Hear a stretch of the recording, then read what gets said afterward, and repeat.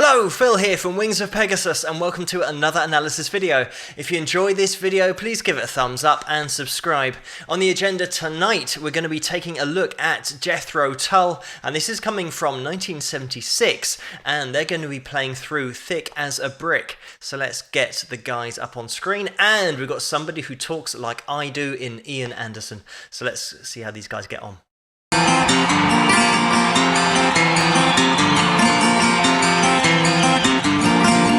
I suppose we could be Johnny Cash if we tried really hard, but this is a great song by Johnny Cash now called Thick as a Brick. Really don't mind if you sit this one out. My words better whisper, your deafness sing, shout. I may make you feel, but I can't make you think. Your sperm's in the gutter, your love's in the sink. Yeah. So you ride yourselves over the fields, and you make all your animal deals, and your wise men don't know how it feels, yes, to be thick as a brick. Okay! And the sandcastle virtues are all swept away. Hey, hey. In the tidal destruction, the moral malaise, the elastic retreat rings a closer play. Hey. As the last wave uncovers the newfangled way. Hey, hey, hey. But you need shoes and water to heels, and your suntanners rapidly peel, and your wise men don't know how it feels, yes, to be thick as a brick.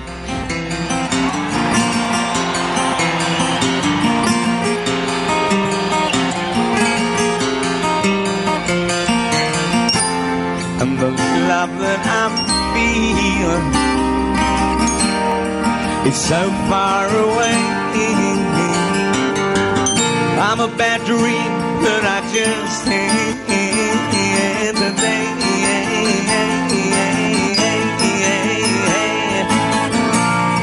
And you shake your head, yes, said it's a shame.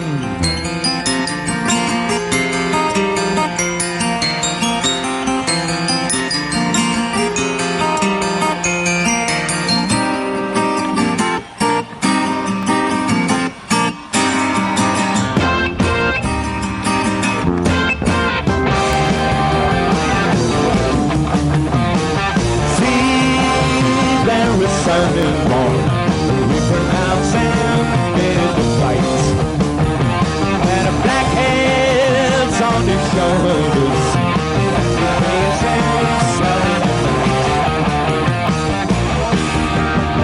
the nation down of him puts in third string, teach him to play Monopoly on a second parade.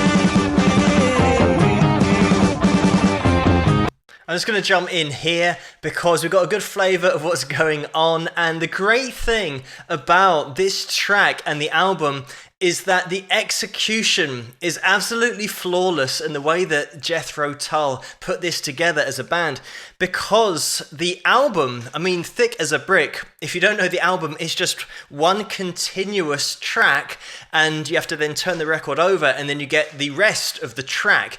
So it was made in response to somebody who wrote, I think a journalist, about Aqualung, the previous album that they said was a great concept album. album, and Ian and the band thought that it was anything but a concept album. It was just songs that were put together. A concept album is when you have an album that has an overall theme, and all of those songs fall into that theme. It's like telling one big story. So they absolutely took that to the nth degree with the next album to make a point, and made a parody of a concept album, which is what we're listening to. And if you want to look at it as the Spinal Tap of albums, because they're very much taking off other progressive rock bands and other concept albums, and it is inspired as well by Monty Python. That's something that they intentionally wrote into it. But like I said, the execution is so flawless that I think a lot of people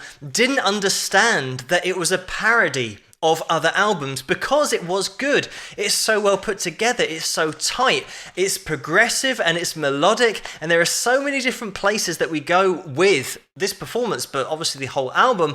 Obviously, I'm not going to have time to listen to the whole thing tonight, just of this track, because it's over 13 minutes long, but just the way that it's put together in the studio, it must have been great, because I think it took maybe 5 or 6 weeks to get it all down, the whole album, but it wasn't pre-written. So what happened was Ian would get up early and write parts for then the band to rehearse during the day and then record, and it's just a daily thing. They were just getting it down piece by piece, and then made little interludes that would almost glue together all of these totally different musical pieces that they had in order to make it into one long album, purely one track.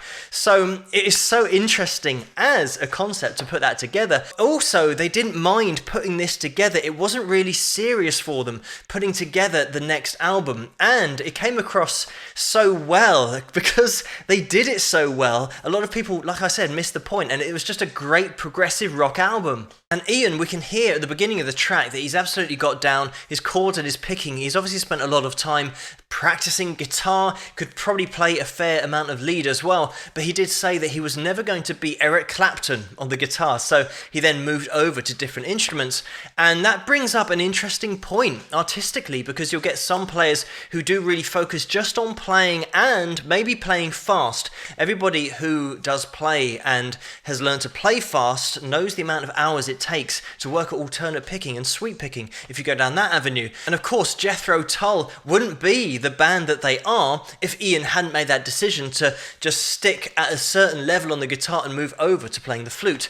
And playing the flute, again, it's a really interesting story, because he started playing 2 weeks before they started doing their first gigs. So then he said he was literally learning how to play at every gig. He wasn't having lessons or anything, he was just picking it up as he went along, and he found that he had a natural ability for playing in a blues rock style on the flute. Jethro Tull inspired so many future generations of more progressive bands because of going in that direction and showing you how it was done. Like I said, the fact that this is a parody, but it's done so well, just really does throw you off, because the tightness, and also let's put something else into the mix, remembering this live, because they're not reading music here, this is all stored in their memory. So I know it's something that Ian used to say, actually playing Thick as a Brick live, you can imagine, because the album is so long and just one continuous track, trying to remember all the different sections must have been an absolute nightmare,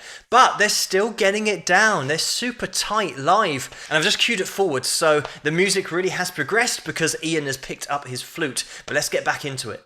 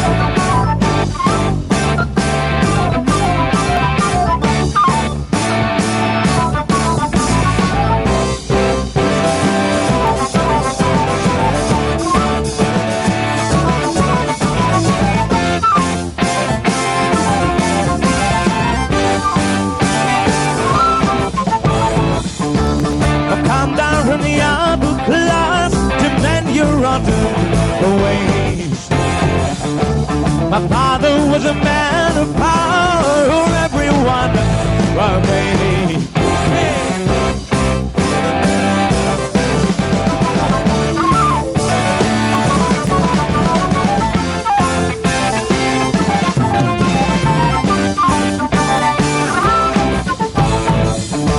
So come on, all you criminals, I'm about to put you straight. Just like I did with my old man, 20 years too late.